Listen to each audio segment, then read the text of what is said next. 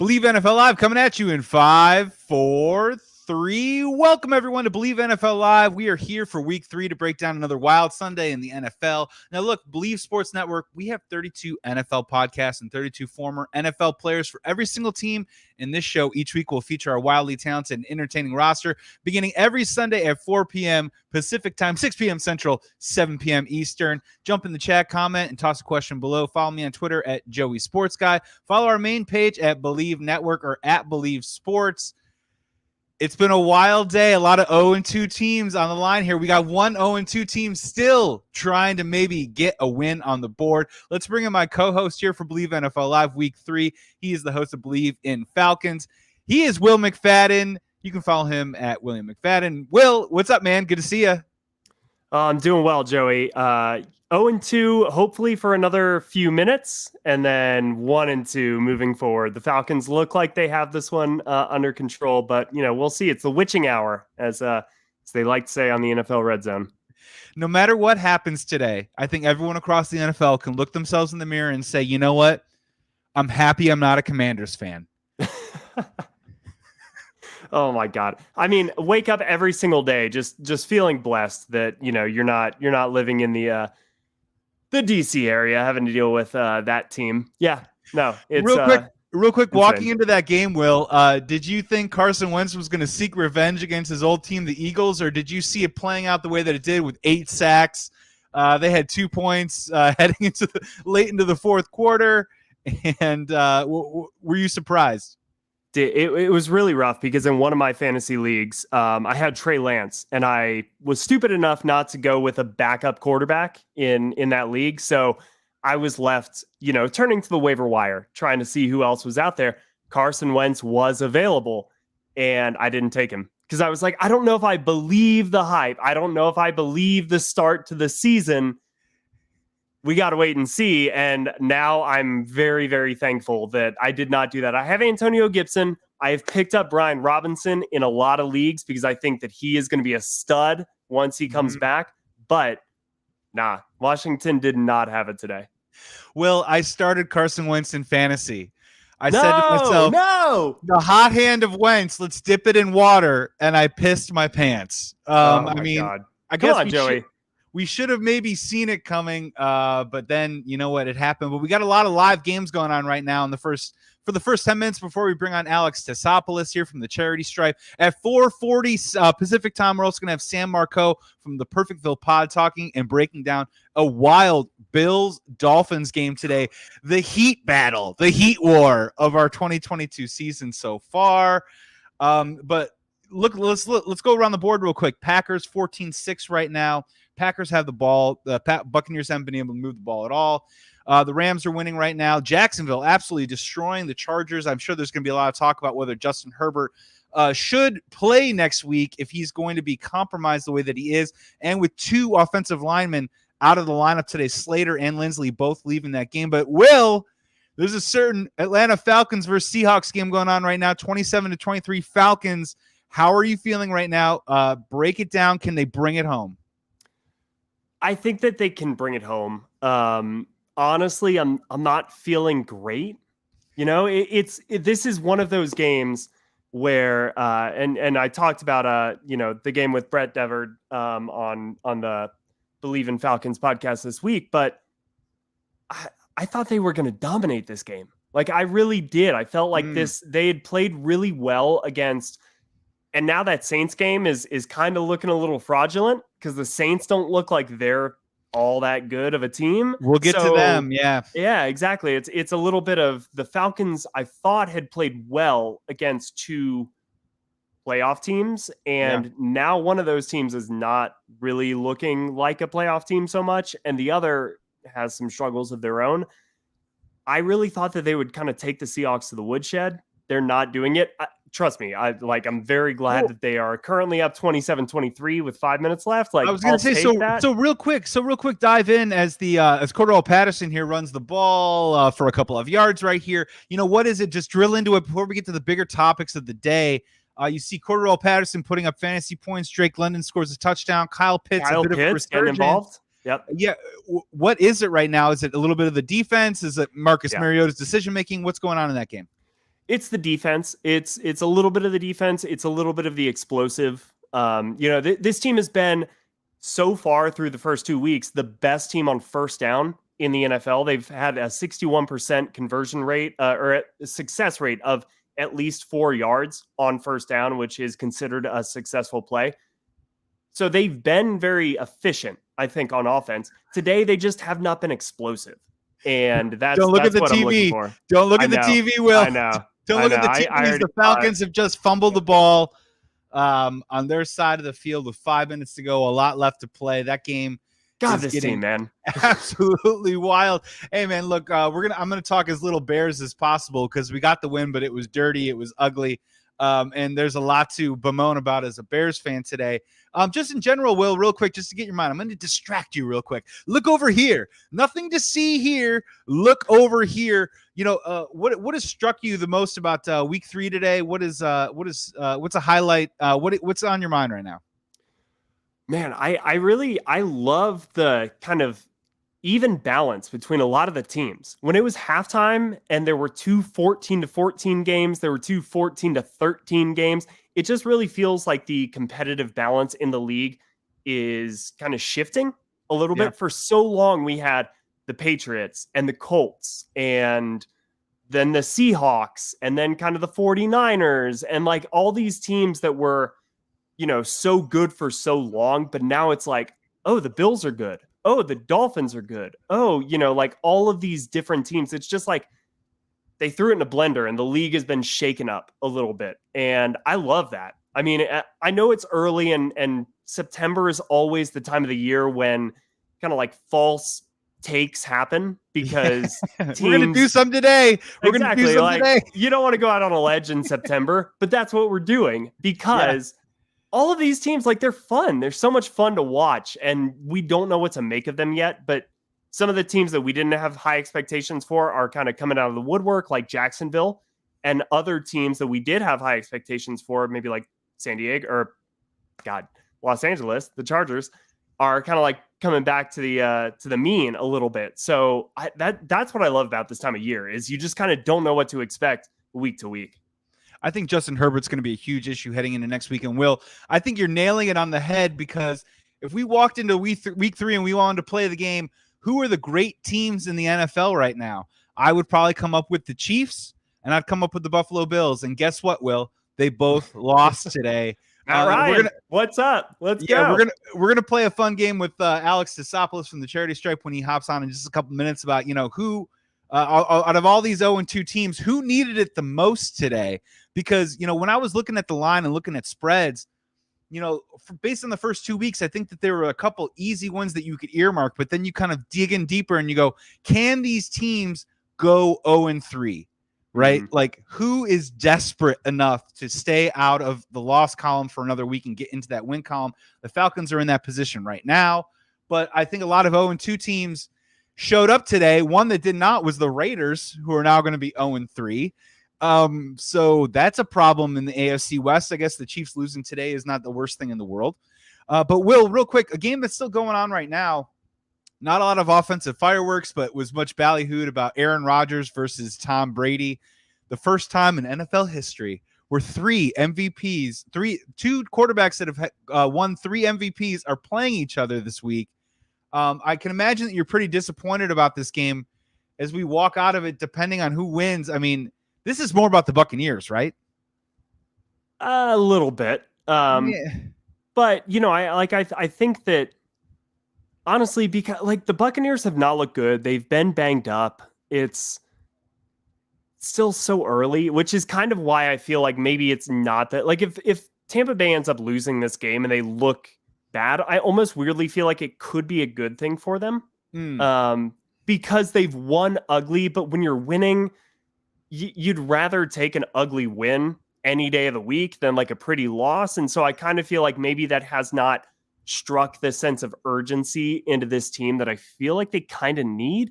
So maybe losing to a team that they probably feel like they will see later on down the road in the playoffs, like that should be a wake-up call for Tampa Bay. And in a lot of ways, I feel like Green Bay needs this win more than Tampa Bay because a lot has been said about the young receivers, the loss of Devontae Adams, Aaron Rodgers trying to find the chemistry with this offense, but he kind of did early on, at least in the first half in this game, and getting a couple of touchdown passes to Allen Lazard and then, Ryan Dubs. So I think that Green Bay probably needs this win a little bit more, but it weirdly could impact Tampa Bay in the best possible way. So today's outcome weirdly could be beneficial for both teams, even though I hate that as a Falcons, reporter.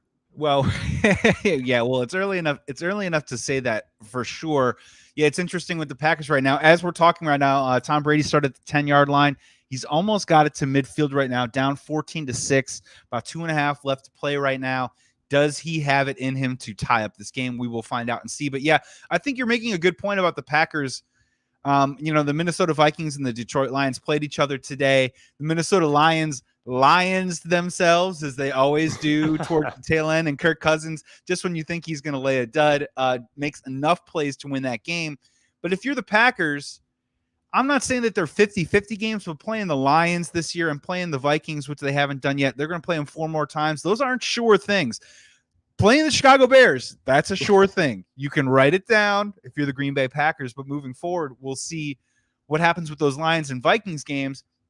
If you're the Buccaneers, I'm right. I'm honestly I'm looking at Tom Brady and I don't like what I see. And I'm asking myself father time questions. I'm asking myself Peyton Manning questions, but you're right. Dude, Tom Brady looks so old, doesn't he? He does, but at the end of the day, by Thanksgiving, he looks so old. But by Thanksgiving, right, they're going to be over 5. They're going to be 2 or 3 games over 500, right. And they're going to be sitting in some sort of playoff spot. He's immortal. It's just he looks old as hell. Yeah, exactly. We have a special guest coming up right now. We're going to bring him into the chat. He is Alex Tassopoulos. He is one of the fantastic co-hosts on the Charity Stripe here at Bleav Sports at Bleav Network. You can also see him on Stadium TV, my friend. Stadium TV to the Bleav NFL live stream. Alex, man, so great to see you. You're fresh off going to SoFi last week. How are you, man? Welcome to the pod. I'm doing well. What's up, Will? Hey, buddy. What's up, Alex? How you doing, man? Doing well. I mean, Falcons in a pretty decent position here. Okay. Let's hope so, right? Well, they're famous for holding on to leads. So I'm very confident in this game. Do you feel like we're finally at the point where they can kind of shake some of that, just the bad juju? What the offense has done the last couple of weeks, I mean, what I saw at SoFi was really, really impressive. London, Pitts is finally kind of having that game that we expected this week, right? Yep. Cordarrelle Patterson. Yep. I mean, I know he was fantastic last year, but I don't think a lot of people believe that he was going to be able to continue that success. Mm-hmm. And Mariota is obviously he's playing well, but he's just a placeholder for the future. I mean, this is a nice Falcons team here. I mean, there's promise. There's weapons. I when I was talking to Brett this past week on the podcast, I used the phrase baseline level of competence, and he thought that would make a great t-shirt. Just a great slogan for the Falcons. Very just sexy. Baseline level of competence.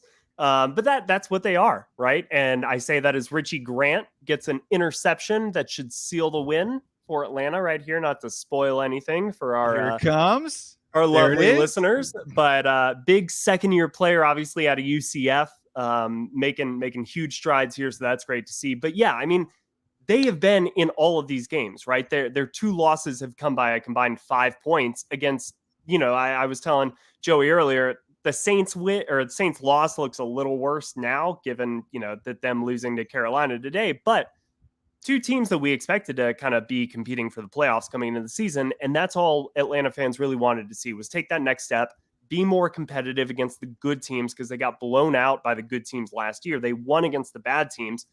Seattle is another, I think, bad team, or at least a team in that realm with Atlanta. And a win today, makes me feel better, but I have some reservations about how they won. It wasn't as clean as I wanted it to be, but I think Atlanta is going to be better next year moving forward. They'll be a tough team. It looks like you're about to join the club, Will, as the Falcons do intercept the Geno Smith and the Seahawks. Maybe they need to kneel on it to make it happen. Alex, I want to toss this to you. I think this is perhaps Let's Step on Monday. This is my segment called Let's Step on Monday. Let's get to the stuff that everyone's going to be talking about tomorrow. Let's get to it right now. A lot of 0-2 teams out there, a lot of 0-2 teams that needed a win and picked up a win today, Alex. Carolina, Cincinnati, the Titans, the Colts, and it looks like the Falcons. So I ask you, Alex, which 0-2 team needed a win the most today? I mean, I think it's the Bengals. I think it's the team that was in the Super Bowl last year, especially against a Jets team who was rolling out Joe Flacco as QB. I mean, there was no reason why they should have lost that game, and of course they didn't. The Titans and the Colts are interesting because that division prior to today's game between the Jags and the Chargers seemed wide open. But, through the last 2 weeks, the Chargers point differential, I think, is 52. They're plus 52 right now, which is, it's got to be the best in the NFL. And they seem to be rolling. So, I mean, to me, they look like the clear-cut favorite. If you were looking for a good bet, hopefully you placed it last week for the Jags to win that division, to win the AFC South. But big bounce back games for the Colts and the Titans. Which of those two teams do y'all believe in more? Because to me, it's like the Colts got to win without Shaq Leonard. Once he comes back, they should look like a different defense. Now, I don't know how much more they can add offensively, but obviously Jonathan Taylor still hasn't been as involved as they'd like him to be. Yeah, we'll hop in real quick. Which 0-2 team surprised you the most? I'm kind of with the Colts on this one. I'm interested to hear what you had to say. That was my pick. Yeah. It's the Colts. They're not an 0-2 team, but like the urgency was there, right? And real quick, Will, everyone when they got the schedule out said this was a L for the Colts, right? Everyone, even heading into this week, said Chiefs are going to roust them. You know what I mean? Right. They're going to be 0-3, and they picked up a win. And the key thing here is, Shaq Leonard's out, but they did it defensively, right? The Chiefs had a lot of drop passes. Muff punt early. Many miscue. It was kind of more of a sloppy game, I think, from the Chiefs than it was necessarily a dominant performance for the Colts. But hey, like you'll take a win however you get them in the NFL. And, I think that the offense is going to come together for Indianapolis just as the season goes along. It's really hard when the quarterback is kind of your new piece because he is the engineer for everything. So I expect them to get better as the season rolls along, which is why a win this way early on is so important for them. We've got the Buccaneers right now on the 1 yard line. It looks like in the red zone, hopefully going to go to 14-12. We'll see if they get a 2-point conversion. This Bears fan is rooting for that. Alex, just let's hit the other two teams real quick. Carolina and the Titans. Two teams that I think just probably staved the vultures off for another week, right? Is there any glimmers of hope from either of them? Derrick Henry got going today. That's a great piece of news there. But Carolina and the Titans, anything to read into that right now? Yeah, Derrick Henry, obviously, you mentioned that. It's cool to see Robert Woods get back in the mix and have, his first productive game of the season. That obviously bodes well. That alleviates some of the pressure on Treylon Burks, who I really like, but, he can't be their only go-to guy as far as receiving options go for Tannehill. The Panthers, it's really just... It's Matt Rule treading water right now. He's not getting fired this week. One more if week. He lost game 3, I mean, he was number one hot seat guy. And so I think it was a big win for him, for sure. There were a lot of coaches, I think, last week with the Cardinals beating the Raiders, right? That made me think, okay, he's staving off. You're talking about stave off the vultures, right? He's staving off the vultures there because I feel like, they're just not a good team. And it was quite apparent. I don't know how they got back in that game. Kyler really put the team on their shoulders. It looks like they're gonna lose, so they'll be 1-2, even if they do score here against the Rams late. But yeah, the Panthers are in trouble, man. They're the worst team in the NFC South for sure, especially with how the Falcons are playing so well on offense. And then I know the Saints have had their bumps already. But I think they've got room to grow and certainly clean things up. And, Kamara still needs to get to full health before I really make a true, okay, here's what assessment of what that team is. Yeah. And quick follow-up, The Raiders, interestingly enough, are now 0-3. We're going to see a lot of stats coming out tomorrow about 0-3 teams that can't make the playoffs. But the Chiefs lost today, and the Chargers are about to lose. And we'll see what happens with Broncos 49ers, but it's not over yet for the Raiders, right? I mean, they've been in every game. They've played poorly in the first halves. They've tried to come back. But, Alex, really quick, the Raiders aren't dead. Oh, you think they're dead? Hold on. Let's go to Dr. Taz. No, they're just, I feel like they're holding on to the edge right now. Like it's looking bleak for them. I don't have a lot of trust in what McDaniels has put forth thus far. I heard Davis brought him into his office as soon as the game was over, so that doesn't bode well. Again, it was an inexcusable loss that they had week 2. I thought that, okay, they were pretty promising week 1. They almost mounted that comeback against the Chargers, but 0-3. You're supposed to be one of the best teams in the AFC, right? You made the playoffs last year. This is not the start you wanted, and I've never been that much of a believer, especially of late, in McDaniels and what he did offensively with the Pats the last few years. I know he didn't have too much to work with, right? It was Cam on his last leg. It was a rookie Mac Jones, but even still, leave Jacoby Myers alone. What? Be nice to Jacoby Myers if you can. Buccaneers get a touchdown right here. They're going for the 2-point conversion. Will, I'm going to pull out some chicken wings. Let's do a Manning cast real quick. Will, who's Tom Brady looking for in the end zone for this 2-point conversion? Who is the guy this week? No Mike Evans, no Rob Gronkowski. Is it Scotty Miller? What are we doing? Does the Manning cast mean that I'm going to make a joke and then it's going to go to commercial and you're going to just no-sell the hell out of it? I'm going to eat wings, baby. Am I the Eli to your Peyton? They went to Russell Gage for the touchdown. They just called timeout or had a delay of game, it looks like. So, back him up 5 yards. But, why not Russell Gage again? I kind of think he's a great route runner. Here, I'm not going to spoil it. Now, hold on.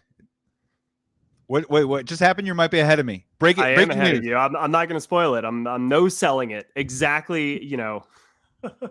Like we do in the Manning cast. So gotta see what happens. Here it comes. Alex, we were talking a little bit earlier about Brady versus Rodgers. A lot of history there. Not a lot of fireworks today. I think Aaron Rodgers is in a situation where they have 2 great running backs, and obviously Sammy Watkins on the IR, Christian Watson. I don't even know if he played today. I think they're going to be fine. I'm kind of on the train of this Buccaneers team. Worries me a lot as Brady throws an incomplete pass. And to Russell Gage, though. To Russell Gage. And it Alex, was tipped by Devondre Campbell. That's a Super Bowl. Just like a gallon of milk. What's your expiration date on getting concerned about Brady? Or can we be there yet? Do you want to wait a little while? We do this every year, but this year feels a little bit different. I mean, can we at least wait until Julio, Mike Evans, and Chris Godwin are all on the field together? That's Rob Gronkowski. That's what I'd like to wait for. I do think that, there's been some mishaps on the offensive line this week. They'll likely lose this game, right? They're going to lose this game. That was a bummer for them, especially. I felt like the Packers figured some things out, but didn't play well in the second half. They started hot. I still don't think they're utilizing AJ Dillon enough. I think they run that split back with AJ Dillon and Aaron Jones, but they often defer to Jones. And I'd like to see Dillon get more touches, not just because he's on my fantasy roster, but. No, I think we still have to wait for the Bucs at least to see all the guys come back healthy and be working with Brady. And then once that happens, it's just an assessment of can the offensive line hold up enough, because he doesn't have the same mobility. I mean, that's obvious. But if they can't protect him and give him enough time to get to those weapons on the outside, they're going to have a tough time. I mean, that defense is for sure a top 5 defense in the NFL. And Leonard Fournette, I love him between the tackles. I love him as a pass catcher, but to truly contend with some of these other, top of the NFC teams like the Packers, who we saw today, who I think will only get better offensively. Dobbs had a really good game. Like you mentioned, Watkins. Let's wait for Watson to get involved as well. Yeah. Yeah, I mean they looked good, and then the Eagles are firing on all cylinders. To me, they look like the most complete team Transition real in the quick. NFC.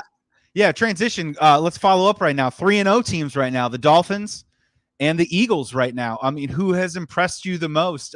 They're both formidable, but right now, who has you the most excited to see what their future just looks like over the next month? Yeah, I would say the Dolphins because they have a first-year head coach. Sirianni, is in his second year, so he's had a little bit more time to kind of establish that culture there. I know they're introducing a lot of new guys on the roster, but everybody seems to be assimilating well. Jalen Hurts, another year that he gets under his belt. He's always been a competitor. He's always been a gamer, but now he looks decisive, and they have tailored this offense to make him succeed. And A.J. Brown, I didn't realize that A.J. Brown and Jalen Hurts, they've known each other since they were kids. Did y'all know this? One of them is the godfather to the other's kid or something like that. And then you get, you throw in Devonta Smith, who had best game of his career today. Huge day. Goddard scored a touchdown as well. They've got a stable of running backs, and then the defense up front can get to any quarterback, no matter what the offensive line looks like that they're facing. This is a scary team. They're really, really scary. But the Dolphins, credit to them for winning at home. I think that says a lot about this team that they were able to beat a Bills team who I think a lot of people were saying, was going to rout everyone and was on their way to potentially an undefeated season, which obviously can't happen now. Yeah, we're going to break it down with Perfectville Pod's Sam Marcoux here coming up in about 15 minutes, Bills, Dolphins. And look, I think the Eagles, they beat the Commanders today, Will, but Jalen Hurts now is averaging 361 total yards a game through 3 weeks this year. Yep. The 3-0 Dolphins versus the 3-0 Eagles. Surprised, impressed. Which team are you kind of looking at and saying, this team's got some staying power? Well, I think that the Dolphins had the more impressive win, certainly today, by far. And honestly, I loved it so much. The fact that after the game, dudes were just laying on the turf, exhausted, right? That's what we love to see from these NFL athletes is you guys are the best possible, in the best shape of anybody on the planet. And it's that is what it looks like when the top athletes in the world are just going balls to the wall for 60 minutes, right? Yeah. But I think that the Eagles are the better team. And so the Dolphins have played really well so far. I think Tua has legitimately kind of taken that next step. Obviously, the addition of Tyreek Hill and the maturity of Jalen Waddle, those two elements really unlock that offense. And the defense has always been good. The last 3 years, that defense has been very solid. But the Eagles remind me so much of that 2016 Falcons team, where 2015 new head coach, first-year head coach kind of reshaped a lot of the organization. And then that next year, everybody took off. A great rookie class. They brought in some new free agents, things like that. And that's kind of how I look at this Eagles team is they just get it. It's just your sophomore year and you understand the playbook. You understand how everything's supposed to work together. You know the guys around you, and then you let it ride. And that's what the Eagles are kind of doing so far this year. A.J. Brown is legitimately one of the best receivers in the NFL so far right now. I mean, he is playing lights out. I really think the Eagles are probably the best team in the NFC right now. Wow. I mean, I'm going to piggyback off of both of your points because you made them beautifully. The Eagles are definitely the most complete team right now in the NFC, in my opinion.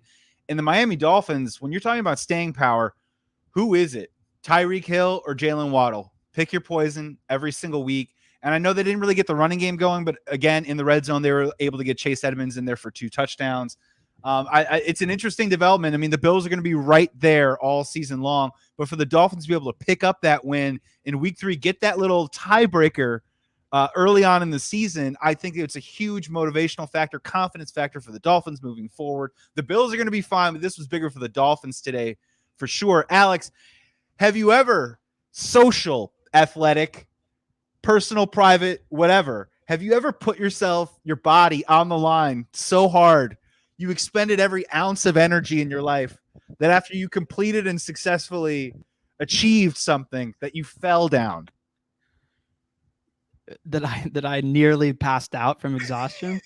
Yes. I can't say that I have. I don't know. I Maybe I'm haven't just not either. pushing myself hard enough. I haven't either. Are you guys kidding? I'm going to pass out after this podcast, like from exhaustion. I'm giving everything that I have right now. What are you guys doing? Come on, give more. Let's go. I'll say the closest I ever got, I think, is like a late night drive. I did a drive from Telluride all the way to Dallas, where I grew up, and I can't remember exactly what the hourage is on it, but I was finishing the drive at like 2 a.m. and it was pouring rain, and I was like kind of lulling and falling asleep a little bit at the wheel. That luckily there was no one on the road, but I was like, I have to power through. I have to get through this. There were, you were in a part of Texas where like there were no 7-Elevens or any sort of gas station, near me. So the coffee, like whatever, the mocha frappuccino in the bottle from Starbucks was not an option. The Red Bull was not an option. It was just me. I for a second, I was almost like, why don't I roll the window down and just take some of the rain to the face to keep me going? But I made it. And that was probably the closest I've come, but it wasn't like I don't know. I was just tired. That was it. Should have just fired up some Dan Campbell, like press conference speeches to keep you wide awake. You will get there on time. Trust me. Just keep the rig on the road. I promise. We will win this game. Bleav NFL Live segment. Give me 20 seconds on Telluride. I've been there before. All the cops wear jeans in the town. I want to go to Telluride so badly. It's so beautiful. It's one street and it's fantastic. Alex, are you in agreement with me? Telluride is a fantastic place. It's a fantastic city in Colorado. If you're a skier or a snowboarder, and you haven't been to the mountain, if they say it's a blue there, it's really a black at another mountain. Like it's known as one of the more difficult mountains to ski and to board. But it's beautiful in the winter, and obviously the slopes are fantastic, and most of the runs like go into the town that's kind of at the bottom of this like valley. And everyone's nice there, and you can go get drinks after you get off the slopes, or you can go get some other stuff, whatever is your poison, I guess. Camping equipment. Camping equipment. Yeah. That's There's a great plenty of REIs and whatnot. It's a great part of the state and part of the country, honestly. I highly recommend. Yeah, highly recommend, Will. I went there many years ago, and Bob Dylan came into town to play a concert there. I did not get tickets for it, but Telluride is so small that the bar shut down, and they brought drinks out into the street, and you could hear Bob Dylan clearly. And I listened to the entire set like that. It's that kind of thing.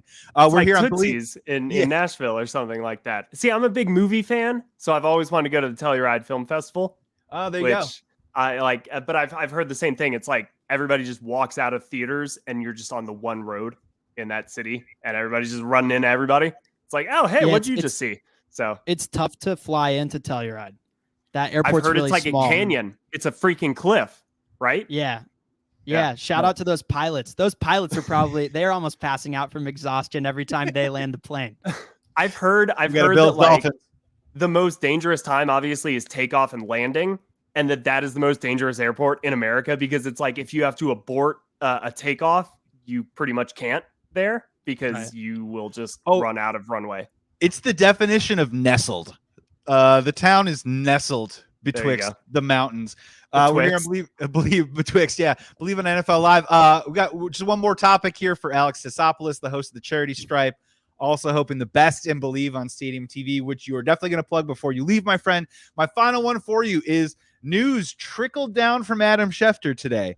The NFL has announced that Rihanna will be the Super Bowl host of the halftime show. I think all week long, at least all of my little clickbait periodicals that I read, there was a lot of rumors about Taylor Swift possibly being the halftime show host, musical artist. So, Alex, you're going to lead it off, and then, Will, I want you to hop in. Rihanna versus Taylor Swift. If it is Rihanna, are you happy? Are you good with this? Yeah, I'm good with it. I mean, no offense to all the Swifties out there, and I love Taylor Swift's music. I think she's a genius marketer and a fantastic artist. But I grew up on Rihanna, man. Shut Up and Drive is one of my favorite songs. So I'm Ponder Replay. Rihanna's got a ton of classics. I think she's gonna get the crowd going for sure, and I can't wait to watch. Will, preference? Well, as somebody who is married to somebody who is Will's a Swiftie. Will's a Swiftie. 0.001%, He's a yeah, Swiftie, I can in tell. Taylor Swift's Spotify It's a dark day. I ran upstairs and I was like, look, the internet is, a fire with Taylor Swift rumors about the Super Bowl. And they announced the Apple Music sponsorship like a day before. And obviously Pepsi was the Super Bowl halftime show, and Taylor Swift had a big deal like with Coke and wasn't going to do the Pepsi thing. So I was like, it's all lining up. But I'm so team Rihanna. Like, Rihanna is my girl. Let's go. Disturbia, Umbrella. I am so ready for this. Rihanna is going to kill it. And I mean, Taylor's going to put on great shows wherever she goes, but Rihanna is like the best halftime show, I think. She's going to put on a great performance for the country. Both of them have a bushel of bangers. Here's where I land on this one is I do not gamble in my life, but I gamble heavily on the Super Bowl. I get in deep on props, all sorts of stuff. And for my money, I think Rihanna is the perfect choice because I feel like I have a better shot at naming what her first song will be at the halftime show than what T Swift would probably be. What do you think? What is it? Shine bright like a diamond. Right? Alex, no, am I wrong? Diamond? Okay. No, I love that song. Very quiet, shine bright like a diamond, blow it up. There's people everywhere rolling in. You get a feature on it too. I want you on vocals with her. That was great. I'll be the little baritone there. Yeah, get everybody going. They'll have children singing "Shine Bright Like a Diamond" with like. That was not baritone, bro. That was not baritone. Things. T Swift though, I couldn't figure out what first song would be. That's impossible. All of her songs are sad or about ex-boyfriends. That's a good point. She always opens with like a stadium, like a big stadium show. So yeah, that'd be tough. Yeah, super tough. There's no way she would touch like one of her first two albums though, like the country, because she used to be a country music artist, right? No, like, see, I think she'd lean into that because that like you're playing to Middle America, right? Like the Super Bowl is Americana. Like I think she would lean into like Love Story could be one of the first songs that she plays. Wow. Could be, but it won't be because it's Rihanna's time to shine. Because shine bright like a diamond. Shine bright like a diamond. Alex, man, thank you so much for hopping on Bleav NFL Live. We're gonna spring you, man. We're really grateful for your time, dude. Great to see you, dude. Hope all is well. Yeah. Hope you enjoyed SoFi last week. Before you go, man, plug all the wonderful things we have going on at Bleav right now. Not just Bleav NFL Live, Charity Stripe, Best of Bleav on Stadium, all that good stuff, man. Yeah, well, Charity Stripe show that I host with Josh Fisher and Nikki Snacks Kreider, as he's affectionately known.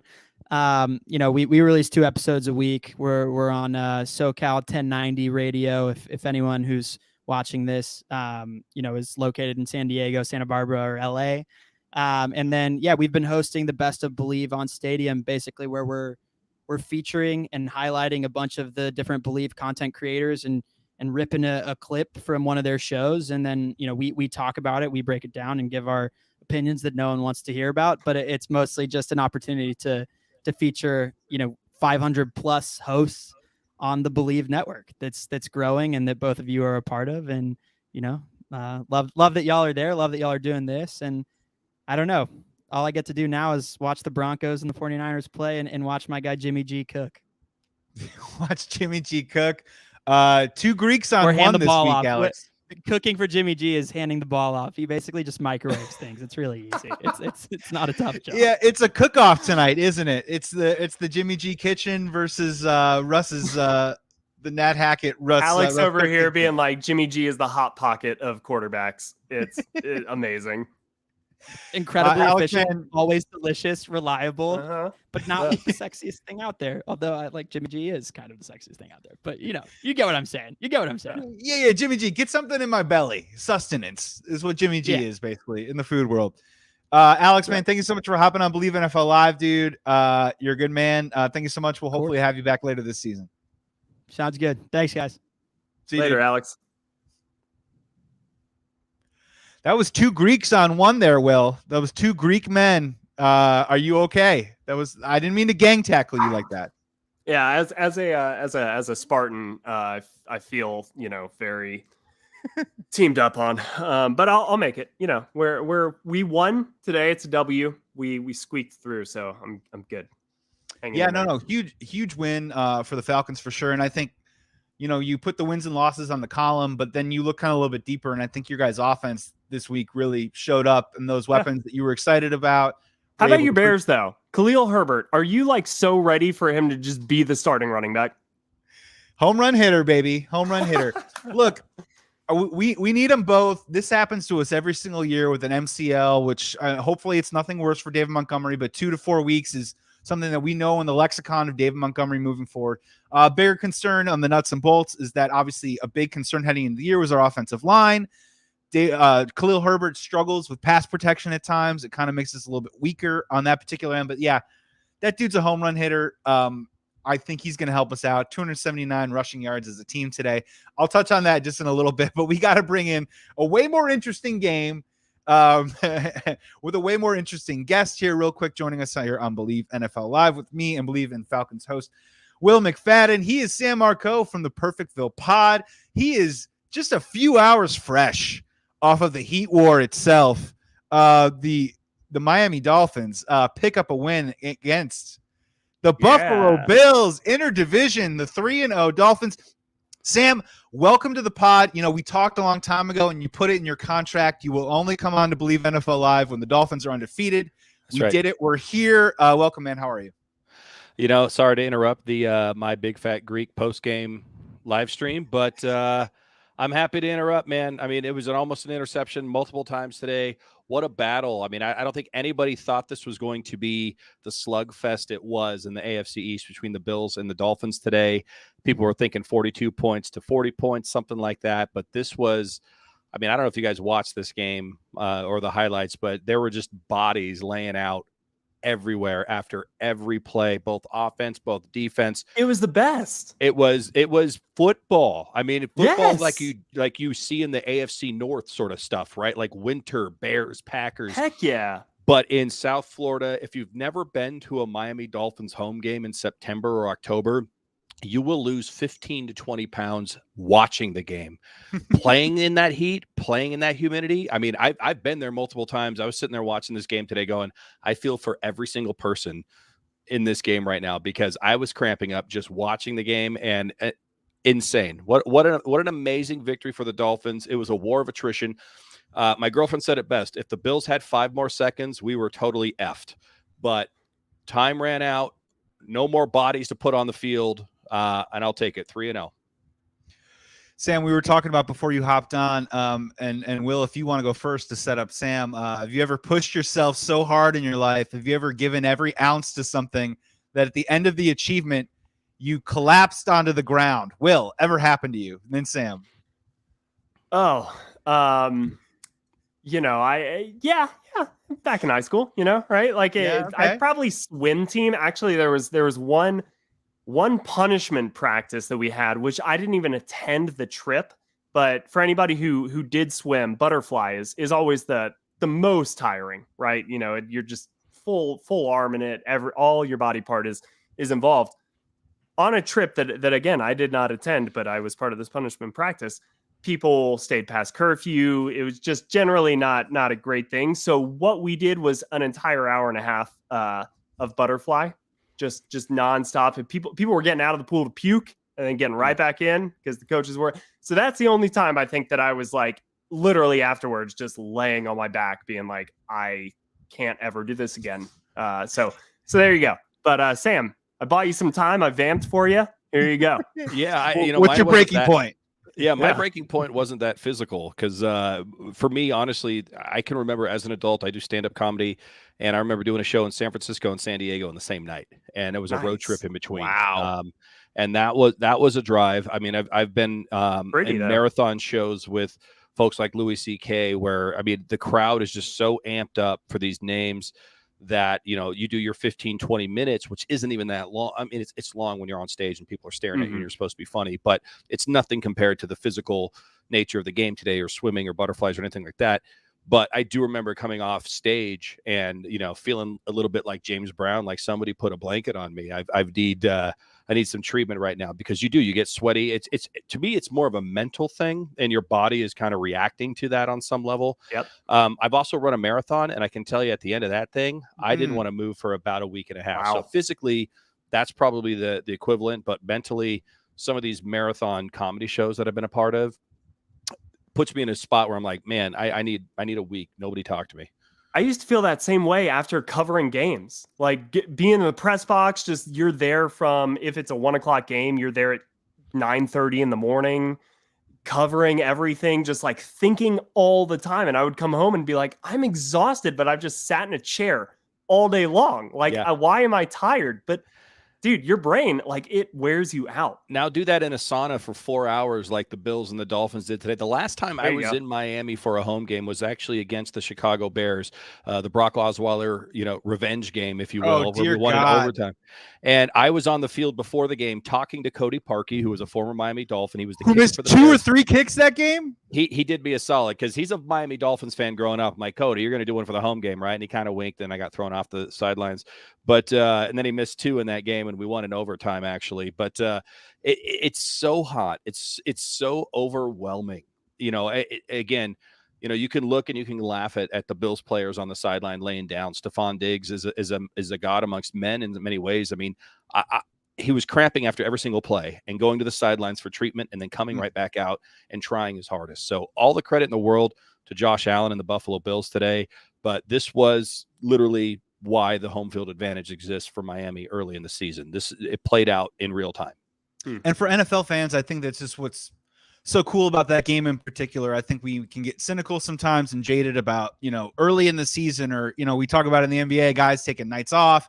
I think both teams took it to the max today, and you saw that type of effort. And I think a lot of people can relate to that, because whether it is playing a professional sport, whether it is whatever it is that you put into everything into your life, that adrenaline and everything, you can see it out there in the field. And when that clock hits 0, everyone just completely collapsed. So Sam, for the NFL fans that are watching Bleav NFL Live right now, we're looking at it. The Dolphins are 3-0. The Eagles are 3-0. We'll see what happens with the Giants on Monday Night Football. But if you could put your finger on it, bring us behind the curtain a little bit. Is it Mike McDaniel?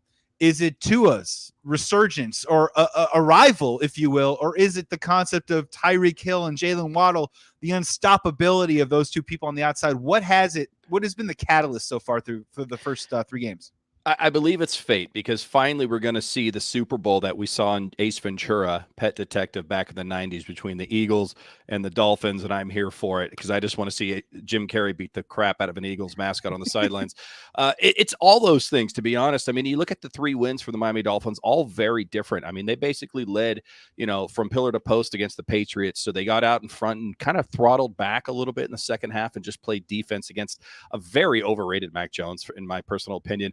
That Baltimore Ravens game, I think Baltimore, for what it is going to win the AFC North. I think Lamar Jackson he's been my pick for NFL MVP since the preseason.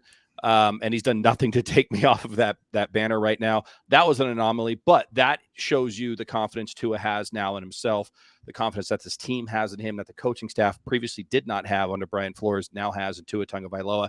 And then you look at a game today, again, another fourth quarter comeback, but a little bit different. It didn't come down to the wire. They got the lead with like 10 minutes left and then held. I mean, 4th and goal with about a yard to go. Granted, Josh Allen probably had a sweaty palm and threw that thing into the ground, but the 3 plays before that were all great defensive plays. So they've won 3 very different games, very different ways. And I think, to me, that's a sign of a team that's not only good, but maybe on the verge of great. I know it's early and I'm a little hyped up because the Dolphins just did it, but there's figuring out ways to win games that in the past they would lose. So up until this season, the Dolphins have been very good about winning the games that they're supposed to win, but they haven't beat good teams. They're now beating good teams. And that's a scary sign, because they're still learning, they're still growing, they're still developing. Mike McDaniel has 3 games as a head coach under his belt right now. He's 3-0. He's beaten 2 Super Bowl winning head coaches. And by the way, the Buffalo Bills, who by every stretch of the imagination are the best team in the NFL. So it's not just 1, 2, or 3. It's probably all those combinations put into a blender and mixed 100%. Yeah, well, you look at it and you say to yourself, let's just say the Dolphins don't come out of today with a victory. You guys went toe-to-toe with the Buffalo Bills, who I think everyone heading into preseason, heading in the first 2 weeks, you're looking at the Bills and the Chiefs, and you're saying to yourself, those could be the two, I don't want to say great, but those are the two teams to watch as we move along this NFL season. And you just illustrated it so perfectly. They figured out a way to win. They got that win at home.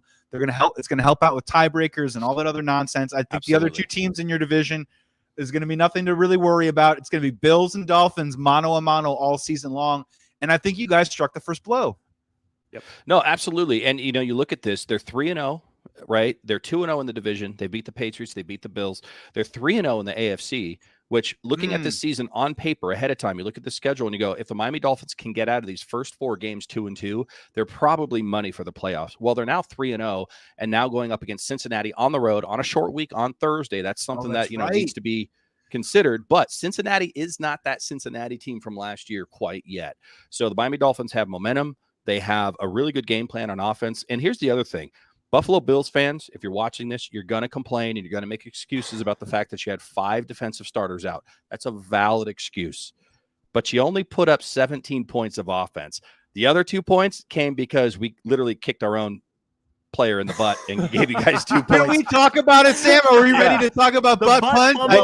Let's get to it because that's going to live in infamy for a very long time on a very, very good punter in Thomas Morstead. But before we get to that point, because we absolutely do, it's not quite Mark Sanchez-esque, but it's up there. I have to say this. The Miami Dolphins defense played very well today. Very well. They almost had about 10 sacks. They had 3, I think, on the game, but they were that close. They were hitting Josh Allen. The running game was not a factor, and they basically doubled down on the Josh Allen offense and said, okay, if he's the guy that does everything, make him do everything. And you know what? It worked in their favor, along with a little bit of heat and humidity. 17 points to the Buffalo Bills. They could put that up in 4 minutes. They put it up in 4 quarters. Kudos to the Miami Dolphins defense. Let's get to the butt punt. Especially in that second half. Will, I'll open up the floor to you. Butt punt. Mount Everest. Where are we going? At first, I literally thought at first it was defying physics, and he kicked the ball backwards. Upon closer look, he kicked the ball right into his teammate's ass. First off, I want to know what that teammate thought immediately right after that happened. It's like, he's tweeted about it already. So that's what a suppository feels like. Is he in the training room? Is he okay? Right. Well, I will. Sorry to interrupt, Will, but again, I'm all fired up right now. So Tyreek Hill came out and said, "I've never seen a butt punt before, but if it happens again, Trent Sherfield, the guy who got kicked with the ball, will catch the ball with his butt cheeks." Quote: "He has very strong butt cheeks." And then Trent Sherfield retweeted that out and said, "No lies detected. Can you say 3-0?" So apparently, this is going to be in the Mike McDaniel playbook going forward. We're just going to kick it right into Sherfield's ass, and then he's just going to run. It's like the movie Just Go With It, which is super underrated, by the way. Adam Sandler, Jennifer Aniston, all that good stuff. But when Dave Matthews picks up the coconut with his butt cheeks, yes, that is what's gonna, put it in the Miami Dolphins playbook, right? Just the butt cheek run. So it's a reception then. When he does it next time, that we'll count that as a reception. Yeah, Thomas Morstead's punting stats were bad today, but his QB rating was almost perfect. Yeah, so fantasy. Some people would say that punt is cheeks. It was cheeks, absolutely. Yeah, that punt was cheeks. But no, I was texting or messaging with Ricardo Allen after the game, who is the assistant special teams coordinator with the Dolphins, former Falcons safety. Did not bring up the butt punt. So I think they want to claim just this win outright, right? Like they don't want excuses. This wasn't, the butt punt didn't impact the game in any meaningful way. Like the Dolphins just took it. Thank God. Thank Marino. It didn't affect the game. Well, here's the thing. So Thomas Morstead, for all the jokes that we're going to have for him, probably for the rest of this season, came out afterwards because it's a free kick to Buffalo with 1:36 left on the clock. And you're thinking, this is how we're going to lose. This is going to live with us forever. He comes out on the free kick and boots it down to about the 6-yard line. I mean, you don't really see that on a free kick on a safety very often, but he made up for it in a heartbeat. And really, every single yard was critical for that last series for the Buffalo Bills, because as you saw play out, they ran out of time really right where the field goal line was for Tyler Bass. And then you saw Ken Dorsey, a guy I used to play football against in high school, flip out. He's never completed a pass, not at Miramar High School, University of Miami, or the San Francisco 49ers as a pro. He's never completed a pass with that much veracity, the way he threw his offensive game plan into the camera and broke it. If you guys didn't see it, go back and take a look. Ken Dorsey fired up after this game as they ran out of time right there in the middle. It was insane. Huge victory today for the Dolphins. Sam Marcoux from the Perfectville Pod here on Bleav NFL Live. We're going to get you out of here on this, Sam. Thank you so much for joining us. We can talk football all day long, but we know what the hot topic is here today. Rihanna has been named the official NFL halftime show. Rumors swirling about Swiftie, Taylor Swift. I'm sure her fan base is going to come out and with the pitchforks. But where do you land on this? Are you happy? Are you happy about it? Is it your preference? Look, Rihanna's better than Taylor Swift if you're coming from the NFL standpoint in terms of music selection, possibly depending on what you're into, looks.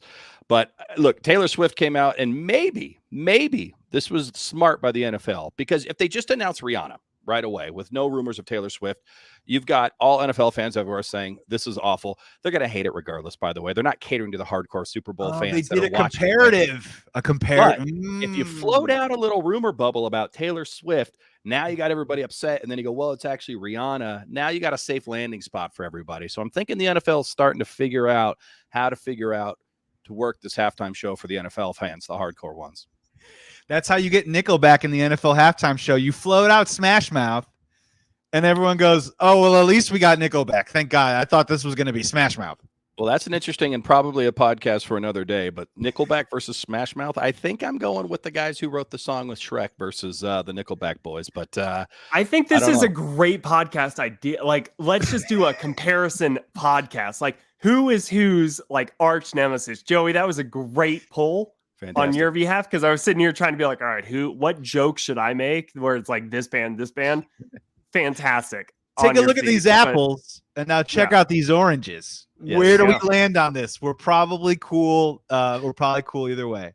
Now, I do know for a fact that the halftime show, they do have a little bit of leeway. So it would be awesome if Rihanna had Taylor Swift come out as kind of a guest. Oh, yeah. She'll have 20 guests, and it'll be a star because she guests on so many choruses, as far as I can understand the amount of hits that she has. So, yeah, that would be a very interesting call.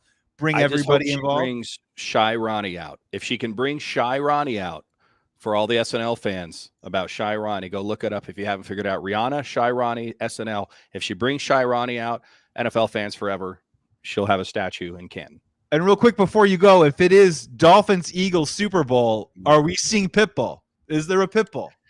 Well, yeah, Pitbull, I think he owns like 3% of the Miami Dolphins, because there was this phase where our owner was just giving out slices of the team to like Serena Williams and Venus Williams and Jennifer Lopez and Gloria Estefan. I think Pitbull will probably be there. A-Rod, I think, owns part of the team. I don't know what happened in the divorce there, if he still has it or not. But yeah, I think Pitbull will be there, even if he's not invited. He's going to figure out a way to be there.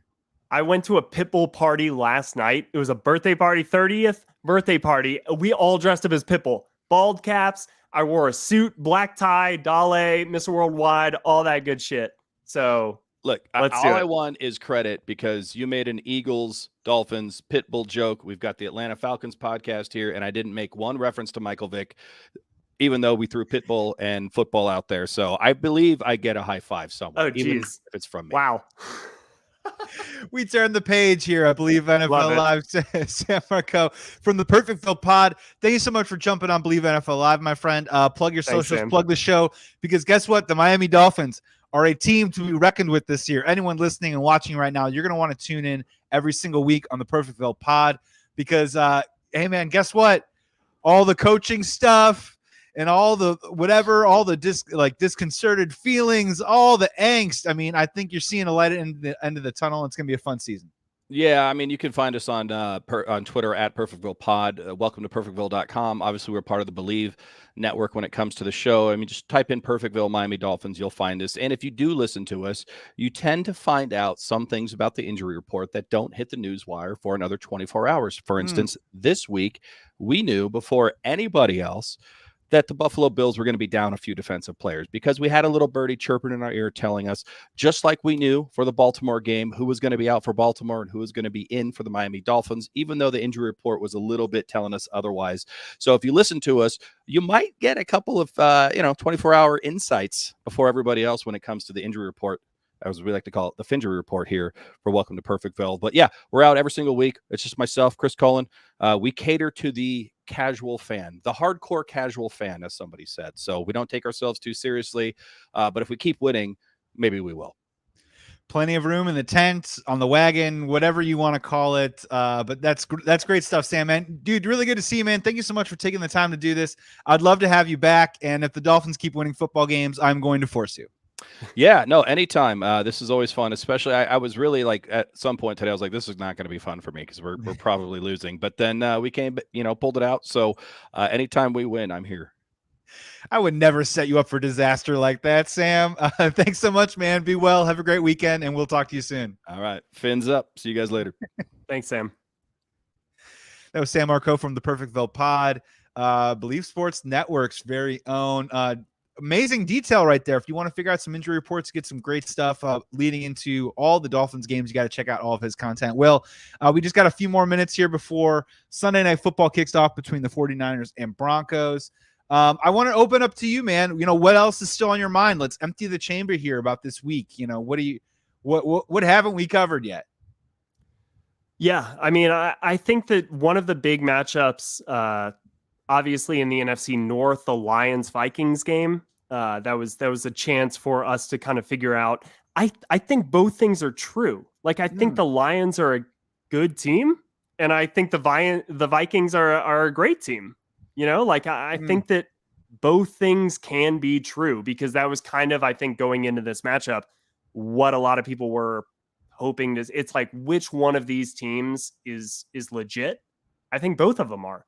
And the Lions are going to be a hard out. The Vikings are, I think, a really good team. It annoys the hell out of me that Adam Thielen decided to go off today after I benched him and look what the old man did. Right? Wide I'm open. Like, it's insane. I hate it so much. But yeah, I mean, outside of that, there weren't so many surprises. Like the Ravens bounced back in a big way. I think that they're a legit team as well. I mentioned earlier, like the Colts winning is huge because I legitimately think that they are a Super Bowl contender if they're healthy. And to start the season 0-2-1 would be like just the worst. So for them, 1-1-1, it's the weirdest record in the world. But it's meaningful. And I think that they are still a very talented team. They just have played poorly throughout the first 3 weeks. But for them to get that win today is huge, in my opinion, against a Kansas City team who, again, I think that they're going to see probably later on in the year if they do make the playoffs. And so for them to have kind of in their back pocket that they beat this team earlier is a big deal. Yeah, potential first-round matchup. We'll see how it all shakes out. I'm in agreement with you, especially Texans go to 0-2-1. Titans win, go to 1-2. The Jaguars win, go to 2-1. You can kind of ill afford to get down that early, and just the sentiment of being winless heading into week 4 just doesn't sit right. And especially if you make the playoffs that previous year, I'm going to go with the biggest takeaway for me. We've talked about these guys a little bit. You just mentioned one of them is heading into week 4. The MVP race right now in the NFL is Lamar Jackson versus Jalen Hurts. Jalen Hurts, as I mentioned before, is averaging 361 total yards a game right now. Lamar Jackson, 330 total yards a game. He has 12 total touchdowns through 3 games right now. 12. So, and he's getting it done on the ground. I mean, he could be a top 5 running back. He could be in the top 10 in passing yards. He looks so good as a passer. So good. At this rate right now, I can't even really do the math, but yeah, he's on pace for maybe 60 total touchdowns at this particular point. So that's a big takeaway for me. I agree with you in terms of the Ravens. The Bengals have to turn it around very quickly, and I totally forgot that they're playing the Dolphins on Thursday night. That is an interesting matchup. Tough turnaround for the Dolphins. going to have to travel after a game that emotionally and as we saw physically took so much out of them. And the Bengals, who are now they get right a little bit with that Jets win, right? But now it's the Jets. I agree. Right. I agree. You can't take that. You know what I mean? You can't take that and just run with it and say that we're going to be fine. Yeah. Yeah. So that heading into that's going to be a really, really, really interesting matchup. Will, before we get out of here, we got just a couple minutes left before they start singing the national anthem for 49ers Broncos tonight. Let's give everyone a quick preview. What do you like? What do you don't like? Who do you got winning this game tonight? The 49ers. I mean, yeah. I really like the Broncos defense. Obviously the injuries, hurt. Justin Simmons kind of being out a little bit banged up is really tough, but I think that the 49ers are still, again, I just talked about the baseline level of competency. It's Kyle Shanahan. Like, he's going to, at the very least, he's got a great running game that he can always rely on.